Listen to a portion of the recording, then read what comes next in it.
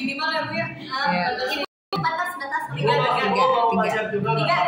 Batasnya 3 pertanyaan ya guys. Ya, kita besok mau banyak. Ya. Banyak juga banyak. Banyak 3 orang. Tuh 3 orang penanya, 1 orang yang sudah bertanya. Silakan. Itu di belakang ada. Ya sob. Itu di yang era Orde Lama ada istilah nekolib sama neokolonialisme. Itu teh apa? ya. Oke. Ya, ditambah. Nanti ditampung dulu ya. Apa sih tadi pertanyaannya ulang-ulang? Yang dimaksud dari nekolib sama neokolonialisme. Oke, terima kasih. Ya Putra, yuk. Tuh ada yang bertanya tuh Putra tuh. Barusan angkat tangan. Katanya mau aja. Neokolin dan neokolin. Nekolib sama neokolonialisme. Sudah ini baca dulu. Oh, neokolin.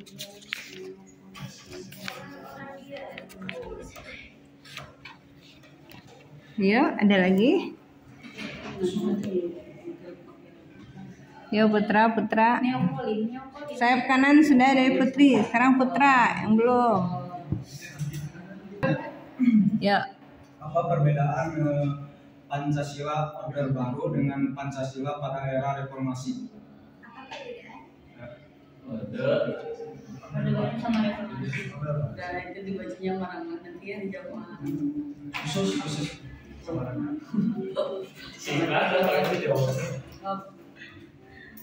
Baru 2, satu lagi. Aku mau Ya, satu lagi. Maya terakhir. jelaskan apa aja upaya stabilisasi sosial dan politik pada masa Orde Baru.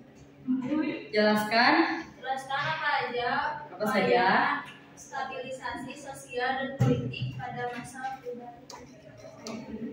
kamu ketik di grup. Dan ini jauh. Diketik di grup.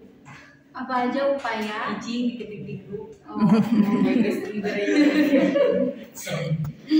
Aku tanya Bu. Ya. Dan tadi. Yang pertama siap dijawab? aku. Ya, langsung jawab sekarang. Itu mau ada yang nanya lagi? Oh masih ada. Sok satu lagi. 3 nanti ada termin 2 kalau misalnya yang 3 Ini dulu. aja yang sekarang dulu, yang 3 kita jawab dulu. Nah nanti kalau misalkan Buka ada termin. penambahan waktu atau gimana, baru ada yang bertanya lagi ya. Ya, Gitu. 3 dulu. Itu ya Bu. Baik, aku mau jawab pertanyaan Risha. Yang tadi perbedaan nekolin dan neokolonialisme ya. Neokolonialisme, imperialisme atau nekolin itu tuh satu bahasa, satu ibarat, satu peribahasa. Ini artinya pembangunan dominasi Barat terhadap sistem ekonomi, politik, dan lainnya atas negara lain. Ya itu artinya. Instruksi Ya silakan. untuk yang tentang nekolib itu kan pada zamannya Pak Karno terjadi di dunia ada 2 kekuatan sekutu, yaitu blok barat sama blok timur. Blok barat itu dipimpin oleh Amerika dan sekutunya, sedangkan blok timur dipimpin oleh Uni Soviet yang sekarang jadi Rusia. Kenapa Soekarno sangat membenci neokolib? Karena waktu peristiwa Ganyang Malaysia itu ada perjanjian namanya Malpindo, Malaysia, Filipina, Indonesia, yang membuat kesepakatan untuk kemerdekaan Malaysia. Waktu itu kan Malaysia dijajah oleh Inggris, sedangkan Inggris memberikan perjanjian kemerdekaannya melalui Malpindo itu. Tetapi Malaysia dan Inggris melanggar perjanjian Malpindo itu, sehingga yang membuat Soekarno marah dari Inggris Malaysia telah melanggar perjanjian Malpino tersebut yang akhirnya terjadilah peristiwa dan yang mengakibatkan Soekarno waktu dulu lebih condong ke blok timur waktu pembebasan operasi Trikora, pembebasan Papua. Makanya dia paling benci namanya kebarat-baratan di situ. Bahkan pernah bilang Amerika kita setrika, Inggris kita lindis.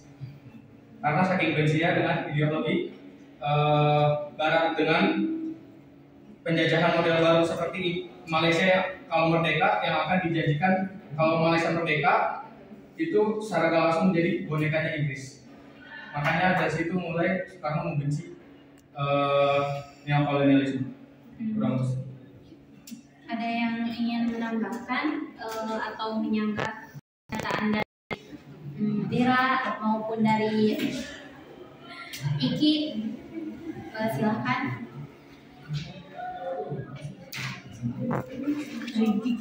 Iya, ayo. Dikembalikan ke yang bertanya. Bagaimana? Jadi pertanyaan itu yang dimaksud Dikembalikan ke orangnya. bagaimana untuk penjelasan dan jawabannya sudah memenuhi. Ya, terima kasih. Untuk selanjutnya pertanyaan dari siapa?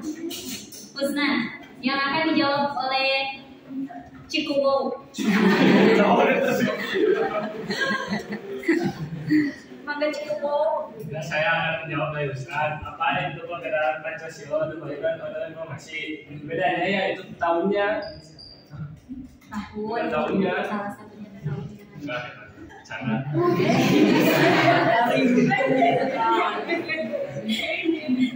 Pancasila adalah dasar negara Indonesia yang terdiri dari 5 prinsip. Sedangkan Orde Baru dan Orde Reformasi adalah 2 periode dalam sejarah Indonesia. Orde Baru terjadi pada masa pemerintahan Presiden Soeharto. Sedangkan Orde Reformasi dimulai pada tahun 1998 setelah jatuhnya rezim Orde Baru. Masih kurang jelas? Ada lagi jawabannya? Ada yang ingin menambahkan? Tak. Menambahkan, menyanggah.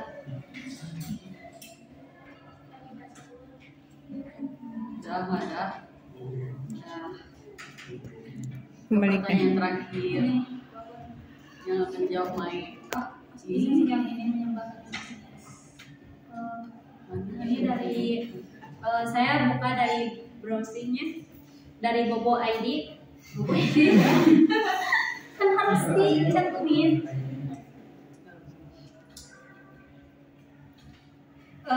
Untuk perbedaan Pancasila, Orde Baru dan era reformasi, demokrasi dijadikan sistem pemerintah Indonesia karena rakyat Indonesia cocok dengan asas demokrasi. Pertama itu. Hingga pada akhirnya demokrasi Pancasila ditetapkan sebagai sistem pemerintahan karena menjalankan asas demokrasi yang dilandasi nilai-nilai Pancasila. Namun ada berbagai penyimpangan demokrasi Pancasila pada masa Orde Baru.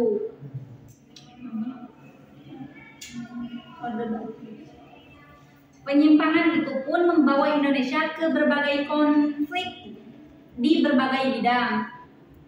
Setelah pergantian presiden dari Soekarno ke B.J. Habibie, timbullah pergerakan reformasi yang mengupayakan solusi dari konflik yang terjadi. Oleh sebab itu, era ini disebut dengan era reformasi. Karena dulu tuh ada konflik seperti itu. Jadi setelah pergantian presiden dari Soeharto ke B.J. Habibie itu, timbullah gerakan reformasi yang mengupayakan solusi dari konflik yang terjadi pada saat sebelumnya. Sistem demokrasi era reformasi adalah demokrasi Pancasila yang berbeda dengan konsep demokrasi Pancasila Orde Baru.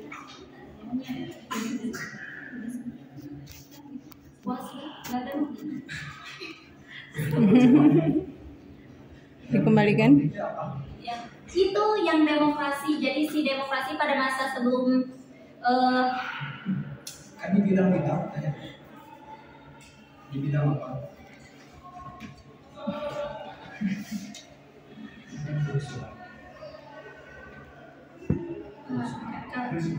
Kalian